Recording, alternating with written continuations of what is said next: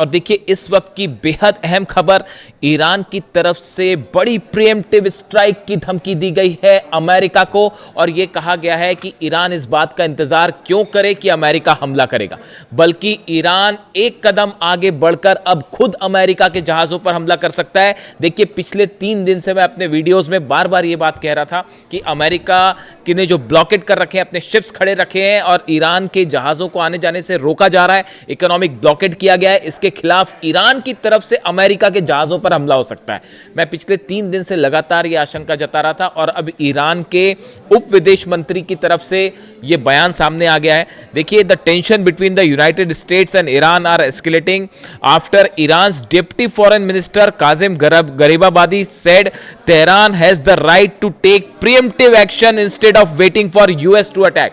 कि अमेरिका हमला करे इसका इंतजार अब ईरान नहीं करेगा। ईरान के पास पूरे अधिकार हैं कि एक कदम आगे बढ़ के अगर उसे लगता है कि अमेरिका हमले करने जा रहा है तो पहले हमला कर दे। इस पूरे मामले के बीच में जो असली खबर है, ईरान के निशाने पर है अमेरिका का aircraft carrier USS George Washington. ये वो एयरक्राफ्ट कैरियर है जो अब्राहम लिंकन जब यहां से भाग गया, या ये कहें कि वापस चला गया, क्योंकि उसके सैनिक तो वहाँ पर सुसाइड कर रहे थे, ईरान के खिलाफ जंग करने की हालत में नहीं थे, उस पर खाना खत्म हो गया था, यानी तमाम ऐसी दिक्कतें थी कि यूएसएस अब्राहम लिंकन जो है वो ईरान के खिलाफ जंग करने की हालत में नहीं था, और उसको लेकर अमेरिका के रक्षा मंत्री भयंकर निशाने पे अमेरिका में, उसको वहाँ से हटाया गया। उसके बदले फिर जो है यूएसएस जॉर्ज वॉशिंगटन को भेजा गया। अब ये यूएसएस जॉर्ज वॉशिंगटन ईरान के निशाने पर है और बताया जा रहा है कि अगर ये ब्लॉकेड इसी तरह से कंटिन्यू हुआ तो ईरान अपनी एंटी शिप मिसाइल से अमेरिका के इस एयरक्राफ्ट कैरियर को सीधा हिट कर सकता है, और ये जवाब होगा उस इकोनॉमिक ब्लॉकेड का जो अमेरिका ने बना रखा है। देखिए, गरीबाबादी साहब जो ईरान के उप विदेश मंत्री, इनकी तरफ से एक और बयान है। He also stated that the temporary Iran Oman shipping arrangement does not mean the straight of Hormuz will open immediately.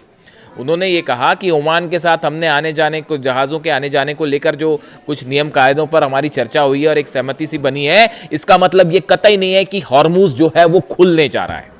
इसका मतलब ये मत निकाल लीजिए कि हॉर्मुज को ईरान खोलने जा रहा है।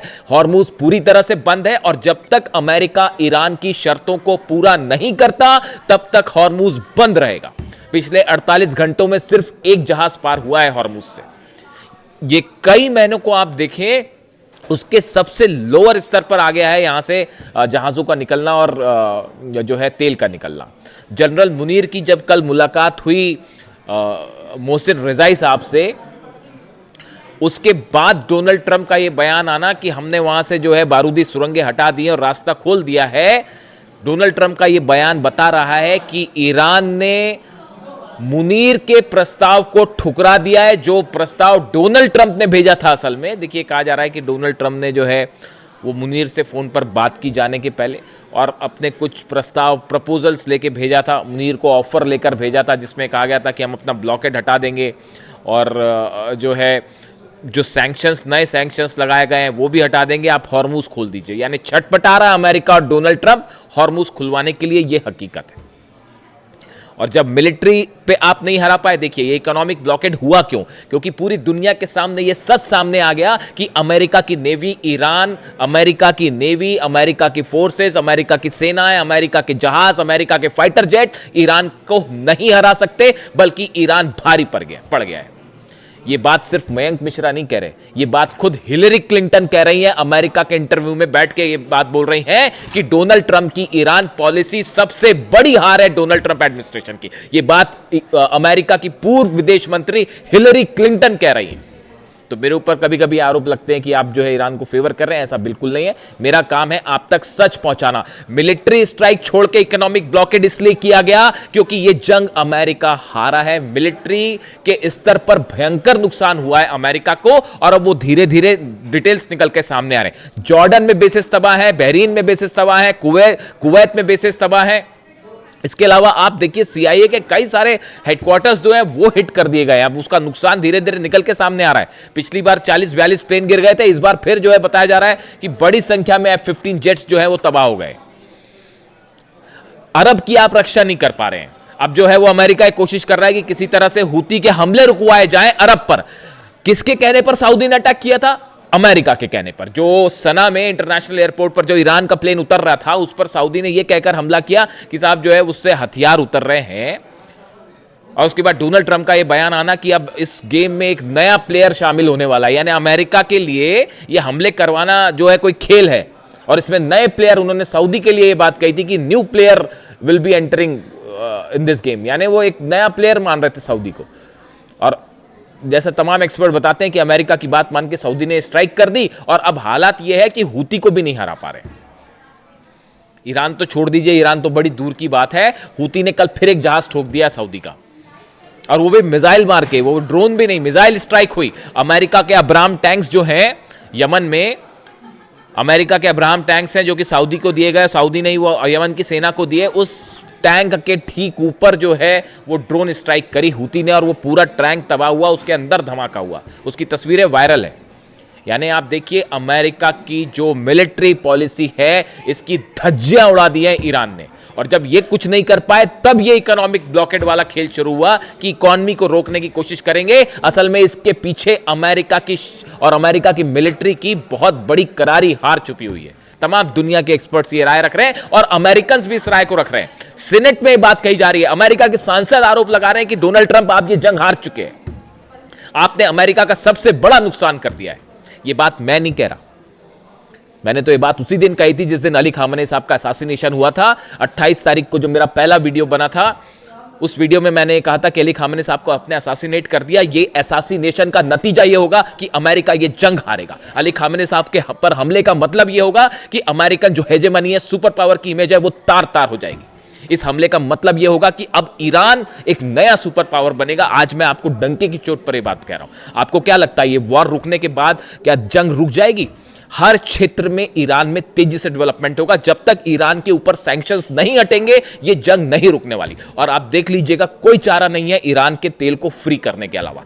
वो जमाने चले गए जब एक देश दूसरे देश को दबाता था, उस पर मिलिट्री एक्शन करता था। ये ईरान के साथ संभव ही नहीं है। रूस और चीन पीछे आके खड़े हो गए। तमाम देश जिसके ऊपर डोनाल्ड ट्रंप सैंक्शंस लगा रहे हैं, सबका गुस्सा फूट रहा है। यहां तक कि कनाडा ने भी ईरान के स्टाइल में जवाब दे दिया डोनाल्ड ट्रंप को कि टैरिफ का बदला टैरिफ होगा। 50% तुमने टैरिफ लगाया, 50% हम भी तुम पर टैरिफ लगाना चाह रहे हैं। मिलिट्री हार हो रही है, इकोनॉमिक पॉलिसीज की हार हो रही है, टैरिफ की हार हो रही है। खुद सुप्रीम कोर्ट टैरिफ को इलीगल बता चुका है। रशिया चाइना ने कह दिया हम तुम्हारा जो सैंक्शंस लगा रहे हो आप ईरान के ऊपर, हम उसको मानेंगे ही नहीं। ये तो हालात है। अब ऐसे में चेतावनी आई है ईरान की कि अपना यूएसएस जो जॉर्ज वॉशिंगटन है एयरक्राफ्ट कैरियर, वो निशाने पर है, बचा के रखना उसको। और गरीबाबादी जो है विदेश उप विदेश मंत्री, वो भी कह रहे हैं warned that the waterway could remain closed if Iran's conditions are not met. अगर ईरान की शर्तें पूरी नहीं की गई, हमेशा बंद रखेंगे हॉर्मुज को। और लंबी हम लड़ाई करने के लिए, इकोनॉमिक आपका वॉर जो है चलता रहिए, हम 2 साल तक लड़ने के लिए तैयार हैं। ये सोच रहे थे अमेरिका की ईरान डर जाएगा और समझौता कर लेगा, उन्होंने कह दिया हम 2 साल तक आपका ये जो इकोनॉमिक ब्लॉकेड हम झेलने के लिए तैयार है, देख लेंगे, जो भी वॉर होगा वो देख लेंगे। अब ये यूएसएस जॉर्ज वॉशिंगटन है, ये निशाने पर है। ये खबरें खुफिया सोर्सेज से, डिफेंस इंडस्ट्रीज जो होती है उसमें वायरल है। अमेरिका का वो एयरक्राफ्ट कैरियर है जो न्यूक्लियर एनर्जी से चलता है। इसमें 2 रिएक्टर्स हैं, इसकी वजह से इसको फ्यूल की ज़रूरत नहीं पड़ती। ये काफ़ी लंबे समय तक चल सकता है। और निमित्ज क्लास का युद्धपोत है, 6ठा युद्धपोत है अमेरिका का, जो निमित्ज सीरीज़ का है। इसकी लंबाई करीब 1100 फीट है और ये 30 नॉटिकल माइल्स की स्पीड से चल सकता है। और इसमें 85 फाइटर जेट्स हैं और हेलीकॉप्टर्स भी हैं और 5000 से ज़्यादा सैनिक हैं। अब ये सब के सब ईरान के निशाने पर हैं। अगर ये ब्लॉकेड नहीं हटा, मैं आपको बार बार कह रहा हूं कि अगले चंद दिनों के अंदर ईरान की तरफ से आप स्ट्राइक देखने जा रहे हैं। अगर ईरान के लोगों पर आपने, ईरान के सुप्रीम लीडर को असैसिनेट किया, वहां के आम छोटे छोटे बच्चों पर आपने बम गिराए, अब अगर आप उनकी इकोनॉमिक ब्लॉकेड रोकने की कोशिश करते हैं, इकोनॉमिकली ब्लॉक करने की कोशिश करते हैं, तो ईरान रिटेलिएट करेगा, जरूर करेगा। और निशाने पर अमेरिकन शिप्स होंगे, अरब देशों के जितने ऑयल फील्ड्स हैं वो सब निशाने पर होंगे। इससे जुड़ा जो भी अपडेट होगा मैं आपको पहुंचाऊंगा। एक बड़ी जंग दस्तक दे रही है और इस बार ईरान इसको लीड करेगा। ईरान की तरफ से इसकी शुरुआत होगी। अब तक अमेरिका और इजराइल हमले करते थे, ईरान जवाब देता था, अपनी रक्षा का इंतजाम करता था। लेकिन मोहसिन रजाई साहब के आने के बाद से अब ईरान एक स्टेप आगे रहेगा और हमला करने के मूड में है, जो स्थिति आ रही है और खतरे में ये जहाज है अमेरिका के। इससे जुड़ा जो भी अपडेट होगा आप तक पहुंचाऊंगा। वीडियो कैसा लगा कमेंट करके बताएं। Thank you so much.